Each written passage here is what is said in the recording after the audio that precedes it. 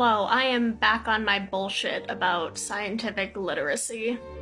Specifically about sources and citing sources and credible sources.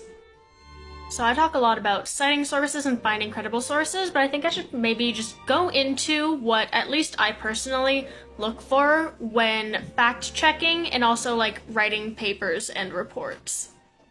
First off, while actual primary scientific reports and research is very important and you should be able to at least kind of understand them, a lot of people who have not specifically gone into the sciences aren't really as skilled in reading and interpreting papers.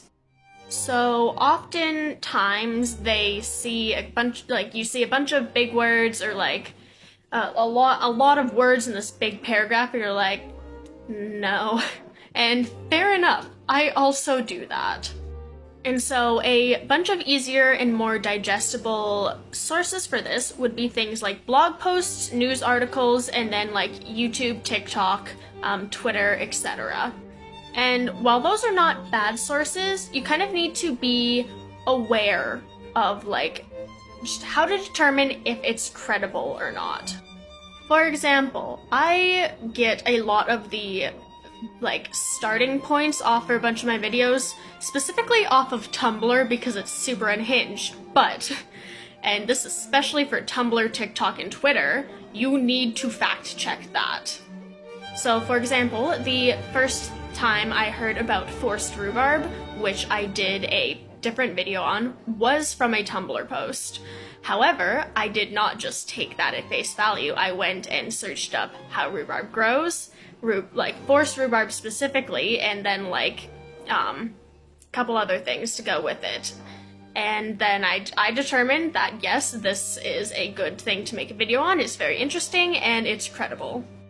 So I personally, if I hear some part of information on social media, I like to find at least 2 or 3 separate sources that all confirm the same or relatively the same information before I make my own content about it.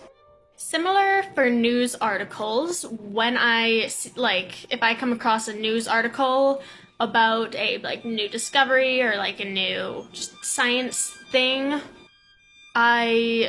there's a couple things that I do like to check. Number one is the date, if it's a recent article or if it's from 30 years ago, vaccines cause autism, that is no longer credible. I also like to check the publisher of the article. There's some that are more credible and some that are way more clickbaity. 3, I always look for, especially if it's science related, I always look if there is a link to the original article where they got their information from, and if it is there, I like to read that article or report or paper or whatever. I like to read that first and then go back and read the news article to see if it is accurately representing what was found in the original paper. So if the original article is there and accurately portrayed, that's usually good to go. However, if it doesn't link the original article and it just mentions these scientists found this thing, I like to find at least one other source that says the same thing and preferably has other citations, and if it does include citations, they're not just citing themselves in circles, which can be a big problem.